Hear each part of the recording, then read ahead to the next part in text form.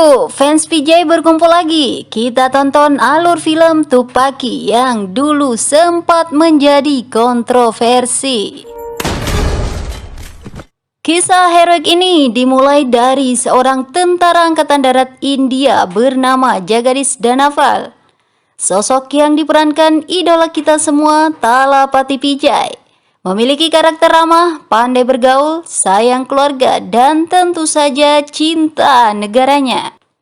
Saat liburan tiba, Jagadish pulang ke kampung halamannya di Mumbai. Orang tua dan adiknya yang sudah lama menunggu di stasiun kereta api langsung mengajak Jagadish bertemu calon istri. Namanya Nisa, gadis cantik yang diperankan idola kaum lelaki Kajal Agarwal. Sayangnya, Jaga, panggilan akrab Jagadish, menolak Nisa melalui telepon. Dia merasa tidak cocok dengan gadis yang berpenampilan tradisional itu. Tentu saja Nisa jadi sangat marah dan kecewa. Jaga memiliki teman akrab seorang polisi bernama Balaji, berpangkat sub-inspektur. Ketika ikut mengamankan pertandingan tinju antar kampus, sangat tak disangka Nisa berada di atas ring. Gadis gaul energik itu ternyata hanya berpura-pura tradisional saat bertemu calon suaminya. Setelah mengetahui karakter asli Nisa, Jagadish langsung jatuh cinta. Dia terus melakukan PDKT layaknya seorang pemuda. Namun kini giliran Nisa yang sok jual mahal karena terlanjur kecewa. PDKT yang dilakukan Jaga membuat Nisa risih. Dia kemudian menjahili Jaga dengan mengambil kunci motor yang digunakan. Terpaksa, Jaga dan Balaji pulang naik bis. Superlah. Saat di dalam bis, seorang penumpang mengaku kehilangan dompet. Jaga dan Balaji memeriksa setiap penumpang. Balaji menemukan pencuri dompet itu. Anehnya, seorang pria berlari ketakutan. Padahal dia bukan pencuri. Jagadish penasaran. Dia mengejar pria tersebut. Berkali-kali pria itu ditanya dan ditampar alasannya berlari. Tapi tetap saja diam. Tiba-tiba, bis yang dinaiki tadi meledak. Banyak orang terluka hingga meninggal dunia, termasuk anak-anak.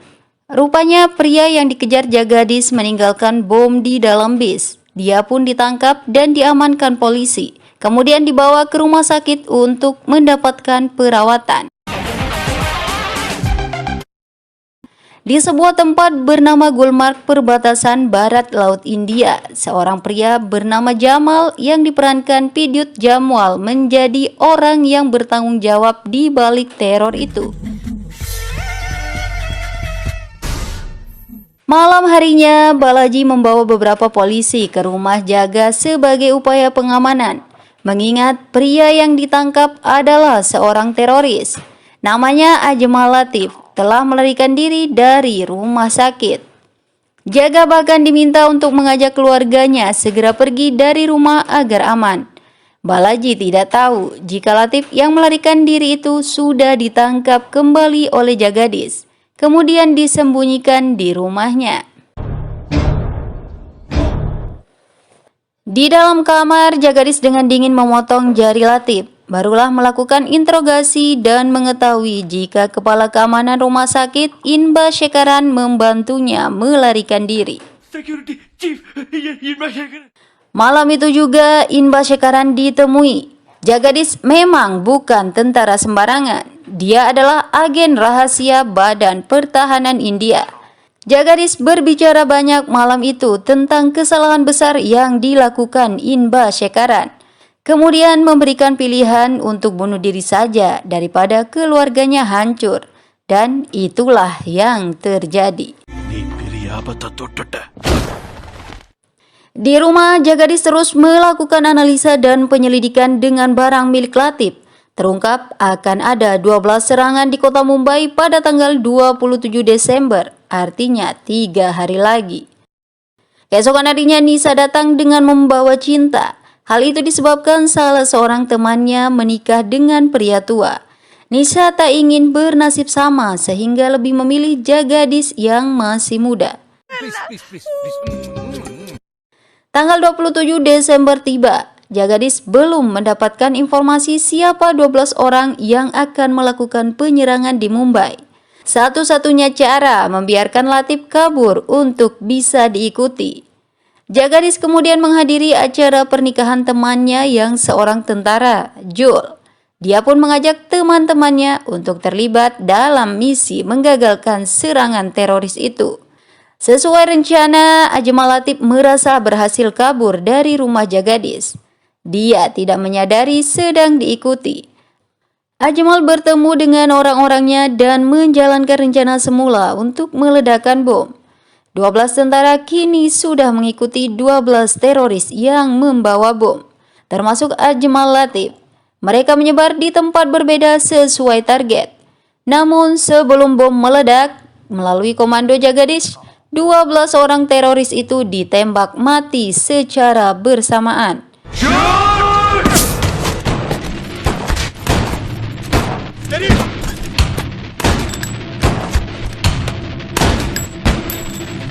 Mumbai bisa aman dari ancaman yang sangat membahayakan.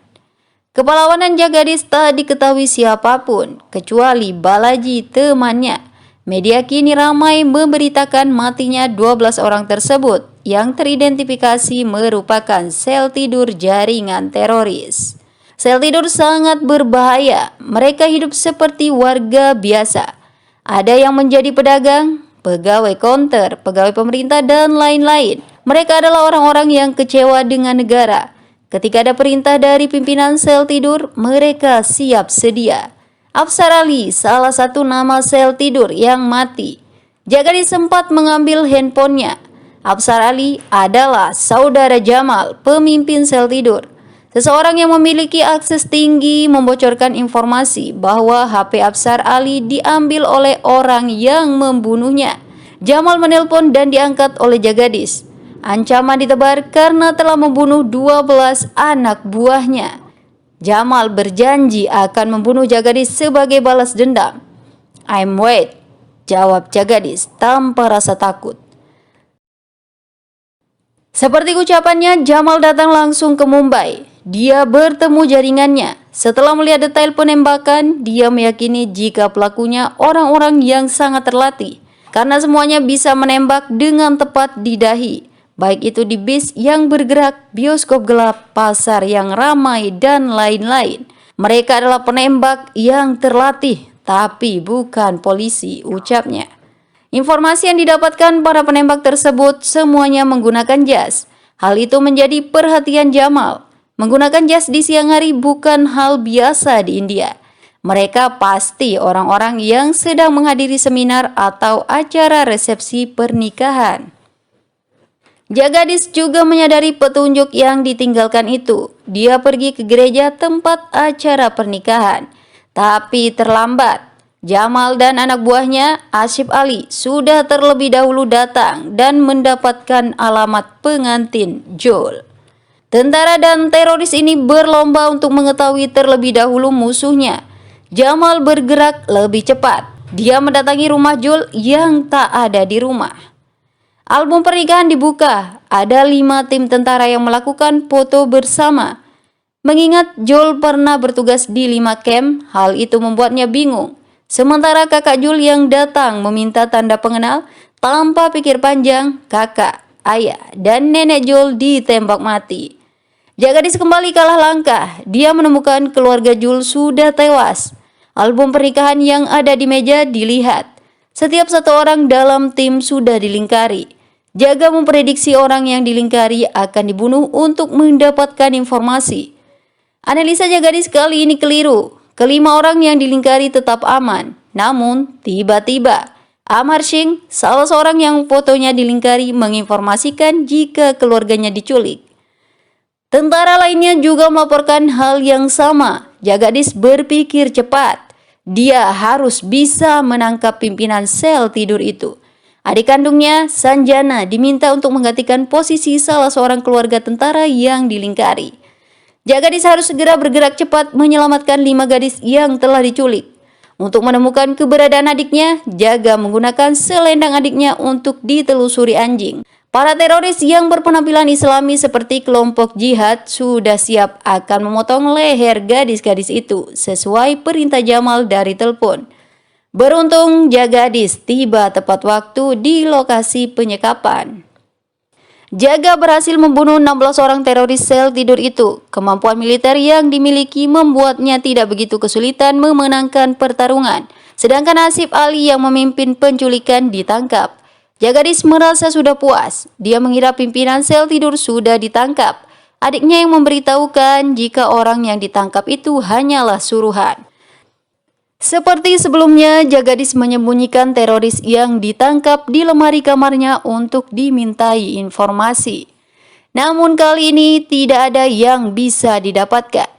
Jagadis akhirnya membunuh Asif Ali dan membuang tubuhnya. Hal itu membuat para pimpinan sel tidur semakin marah. Tim tentara yang melakukan semua itu sudah diketahui. Tinggal menentukan siapa satu orang di balik 12 orang tersebut. Serangan lebih besar disiapkan untuk bisa mengetahui tentara mana yang bertanggung jawab. Jamal hanya bisa berkomunikasi lewat telepon dengan Jagadis tanpa mengetahui wajahnya. Dia memberikan peringatan kepada Jagadis bahwa 12 orang yang telah melakukan penembakan sedang diikuti sel tidur. Temannya Sentil yang sedang makan bersama keluarganya di mal menjadi korban pertama. Jagadis gagal menyelamatkan Sentil. Target kedua adalah Jagadis. Bom akan segera diledakkan oleh sel tidur yang sudah mengikutinya. Jagadis tak tahu harus berbuat apa. Ternyata itu hanya gertakan saja. Jamal sudah mengetahui siapa lawan utamanya yang berada di telepon. Dialah Jagadis. Apabila Jagadis ingin tidak akan ada korban lagi, dia harus datang menyerahkan diri. Don't do anything to anyone. Ide yang sangat konyol akan digunakan untuk bisa membunuh pemimpin sel tidur.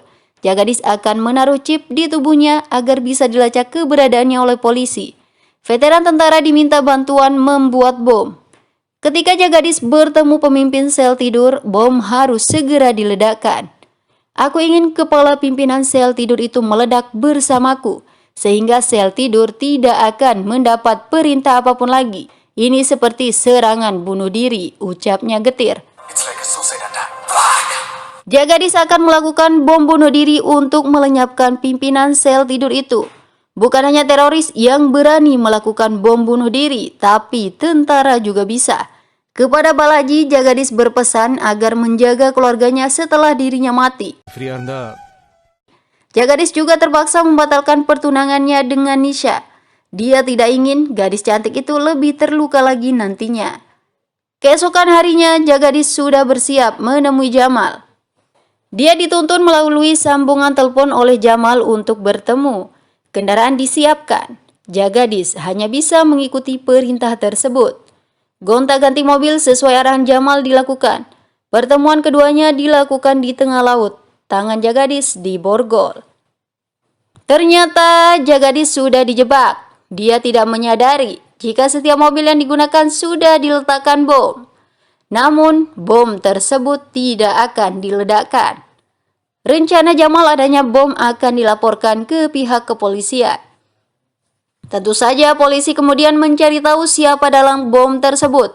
Rekaman CCTV bisa menunjukkan bahwa mobil-mobil itu diparkir oleh Jagadis.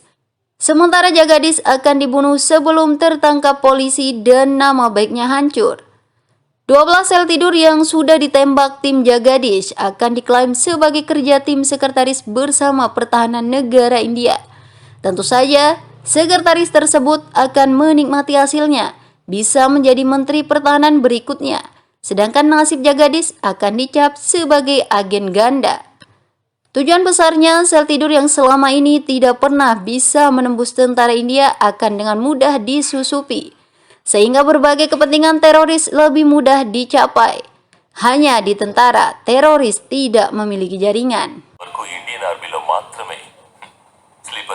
Mendengar itu, Jagadis sangat terkejut. Dia tidak menyangka rencana teroris begitu jauh dan matang.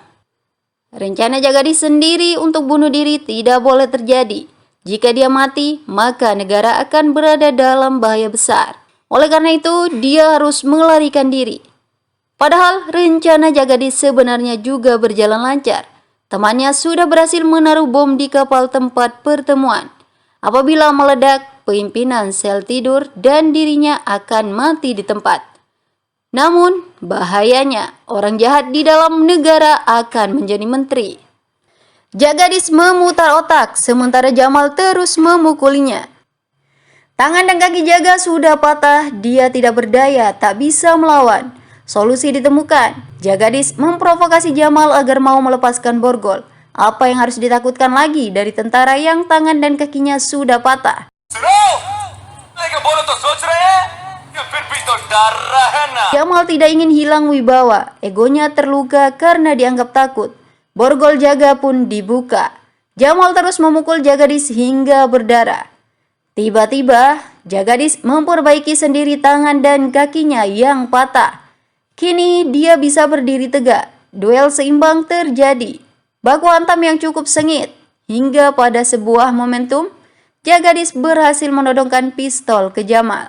Anak buah Jamal tak bisa berbuat apa-apa. Jagadish yang menyadari adanya bom yang sudah ditanam temannya langsung membawa Jamal pergi menjauh. Namun, Jamal tidak takut mati. Teror akan tetap berjalan. Pasukan sel tidur miliknya yang berada di atas kapal bisa diandalkan untuk melanjutkan misi. Kali ini Jamal yang salah perhitungan. Dalam hitungan detik, dia melihat kapal yang ditempati sel tidur itu meledak. Hal itu tentu saja membuatnya sangat kaget. Belum menyadari apa yang terjadi, Jamal ditembak oleh Jagadish hingga mayatnya terpental ke tengah laut. Malam harinya, Jagadish menemui Sekretaris Pertahanan Negara. Dialah pejabat yang menjadi dalang terorisme. Seperti sebelumnya juga, Jagadish memberikan pilihan agar dia bunuh diri. Dan sekali lagi, hal itu pun terjadi. Akhirnya ancaman sel tidur berhasil dilenyapkan. Kota Mumbai aman karena jasa tentara yang tak pernah dipublikasikan. Temannya dari kepolisian memberikan banyak pujian untuk sang pahlawan. Masa liburan sudah tuntas. Jagadish harus kembali bertugas. Hubungannya dengan Nisha juga tak lagi memanas. Sebuah akhir film yang membuat penonton puas. Sekian dulu ya. Sampai bertemu dalam alur cerita film selanjutnya.